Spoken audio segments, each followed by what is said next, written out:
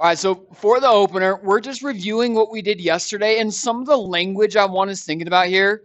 Remember that this is a binomial, meaning two terms, times another binomial.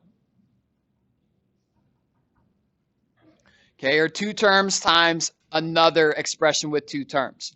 So the boxes is going to be my preference for us to multiply this out every time. Keeps everything organized and makes sure that we're multiplying the things that need to get multiplied together. Okay, so with the first part A, the other thing that some of you will ask about is it doesn't matter what goes along the top or what goes down the side. Remember that when we're multiplying, we know the outsides, the products give us the insides. X squared times x is x cubed. Negative 3 times x is negative 3x. X squared times x cubed is x to the fifth. We add those exponents.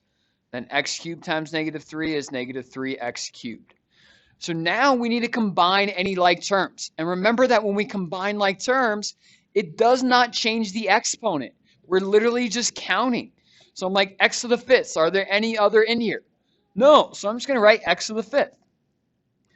X cubes. I have two different terms that are x cubes. I have 1, and I'm taking 3 away. In total, I have negative 2x cubed. It does not change the fact that those are x cubed still. Okay, it's just however many we have. In this case, we have negative 2 of them. Then we have negative 3x at the very end. So after we use that box to multiply, make sure that we are now writing out this simplified expression by combining like terms. All right, part B. We had this conversation yesterday, and this is the one that is really easy to mess up, right? Because a lot of us, we just want to square the terms. We want to say this is 3x squared minus 5 squared. So the most common wrong answer would be 9x squared plus 25. That is not true. Again, think about what the exponent is telling us. It's telling us to multiply that by itself. I will always encourage you to write that out. So 3x minus 5 times another 3x minus 5. So it ends up being very similar to part A. It's just that it's the same thing times itself. So that's 9x squared minus 15x minus another 15x and then plus 25. Combining like terms makes our simplified equation 9x squared minus 30x and plus 25. Okay, and we're all done. Okay, so for the most part, this lesson today is just an extension for what we have already done. So, you know what, on this first page, why don't we just try to figure out in our groups how to multiply all these things together? The boxes are already set up for us. And maybe let's just talk through one, and I'll have you all do 2, 3, and 4. Okay, but with one, we have a binomial, meaning two terms. And then now it's being multiplied by a trinomial. Trinomial meaning we have 3 terms. And because of that, more things need to get multiplied. So this is an even better reason why I like these boxes. Because for us to do this multiplication, this x needs to multiply to every single thing in the parentheses. And the box keeps that organized for us. So this is x, and then times x squared plus x plus 1. We need to do the same thing with this 1 in the binomial. 3 of the terms in the trinomial. So this plus 1 times all those terms we'll get from these bottom 3 boxes. Okay, so the number of boxes we're going to need is always determined by how many terms there are that are being multiplied together. Here it's a 2 by 3. Number 2, another 2 by 3. You can kind of pick up on what they will all look like with the other examples here. So when we eventually get to the work, you're going to have to draw the boxes and decide how many squares do we need. So let's fill this out here. We got x cubed, x squared, x squared again, x again, and then 1. Now again, after we fill them out, we now need to write out the simplified expression by combining any like terms. I can combine x squareds. I can combine x's. So the simplified equation here, I have an x cubed, but nothing to add it with, I have 1x squared plus another x squared, which is 2x squared. And then x plus x is 2x. And the last term here is plus 1.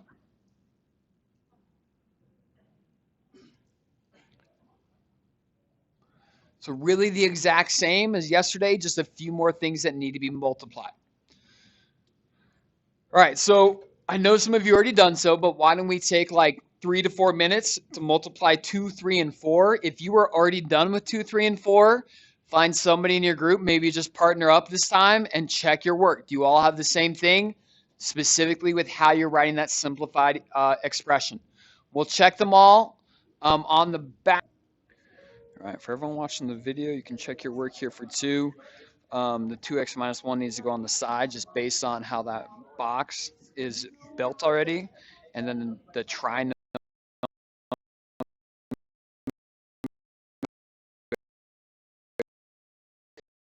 combined, and then you're ending with this polynomial expression as your final expression.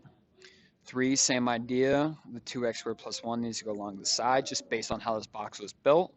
The x squared minus 3x plus 4 along the top. Here we do have some like terms. They're not next to each other like they were over here, but this x squared adds with that 8x squared. And that's, I guess, the only thing that does combine there. And that's how I get the 9x squared. Right, and then the last one, 4. So 4, now we have a trinomial times another trinomial, creating 9 different terms that we're going to get. Again, a lot of things that need to combine there. We got x cubes that combine. We got 3 different x squares that combine and 2 x's that combine. Can you use this final expression here? We are working on 5 and 6 as well. So after you've checked these, go ahead and flip this over and work on 5 and 6. Okay, so on 5 and 6, again, we're just using a bigger box, right? Now we have a trinomial times a trinomial in both cases. As we have more terms to multiply, there's a lot more combining at the end. That's where you have to be careful. And that's, again, why I think these boxes make it so much easier, okay? When it's a binomial times a binomial, the boxes don't do a whole lot, okay? But when we start multiplying a lot more of these terms, they really do help. So unless I made a mistake, which is possible, I went pretty quick through these, you should end with 2x to the power of 4 minus 12x cubed plus 29x squared minus 28x plus 6. Then for 6, you should end with 12x to the 4th minus 5x cubed minus 17x squared minus 9x minus 6. So when you're working on these on your own, go slow, double check the signs, and notice where I'm writing the signs of the terms, right? I'm writing it so that it's very obvious whether or not I'm multiplying a positive or a negative, right? That positive is in front of that 3x, so I know that's a positive 3x. This 6, I'm writing the positive because I know it's a positive.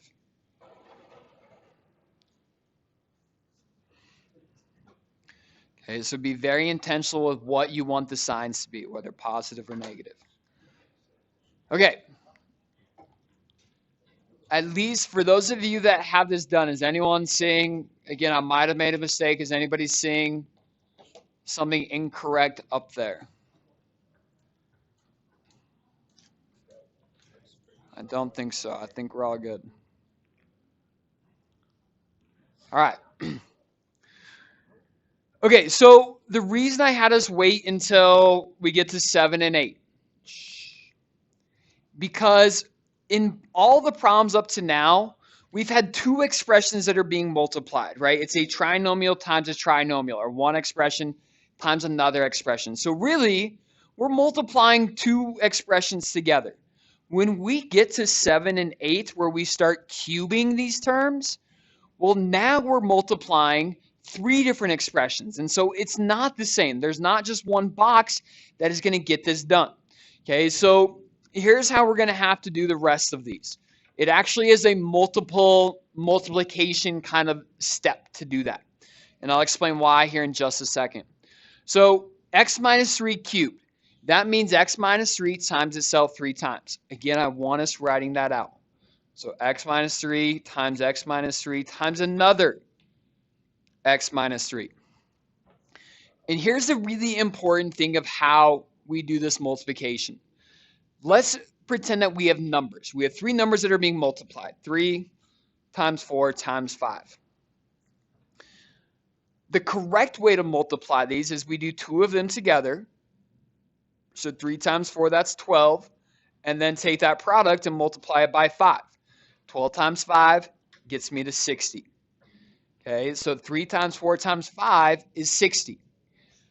The incorrect way, and what a lot of students will do, is they'll say, hey, 3 times 4 times 5, I'm going to distribute the 4 and distribute the 5. And they say, this is really 12 times 15. And then they do 12 times 15 and get a way bigger number than what they should get. That is over multiplying. Okay, so it's not distribution. And that's why there's not just one box to carry out this operation for us. It's more like multiple multiplication problems in one. So what we're going to do is we're going to multiply x minus 3 times x minus 3. And then we'll take that product and multiply it by the last x minus 3. So I'm going to start with x minus 3 times x minus 3. And I'm going to just continue to use boxes. So I'm just multiplying two of these expressions together to get x squared minus 3x plus 9. Combining the like terms here, that's x squared minus 6x plus 9. This is our product that we get by multiplying the two x minus 3's. That then needs to get multiplied by the last x minus 3, which is going to have us making a bigger box, being a 2 by 3.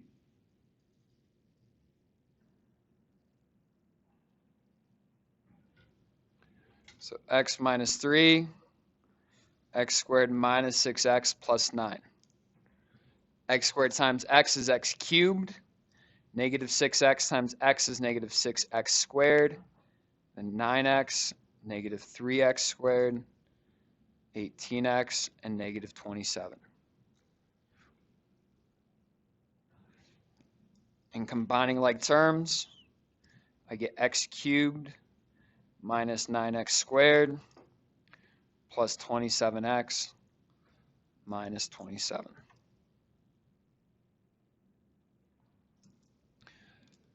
All right, so a little bit different because, again, it is basically two multiplication problems all in one.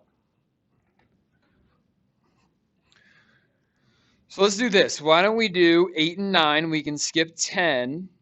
And why don't you try to figure out 8 and 9 in your groups right now? I'm going to start 8 because when we see this cubing, I really want us to write out what that actually means. That's going to really limit us from just calling this 2x cubed or 8x cubed plus 27. That'd be the most common wrong answer. Okay, we have to multiply a 2x plus 3 times another 2x plus 3, and then that product times this last 2x plus 3. Okay, so 8 and 9, and that'll be it for today. You can skip 10. So number 8, not much different than how I did 7. Again, that's basically two multiplication problems all in one. And you can see the final expression down here below. Okay, make sure you're also doing 9. I will move this over to 9 in just a second. For those of you that are done, I'm already coming around and giving you homework. Okay, but work on 9 as well.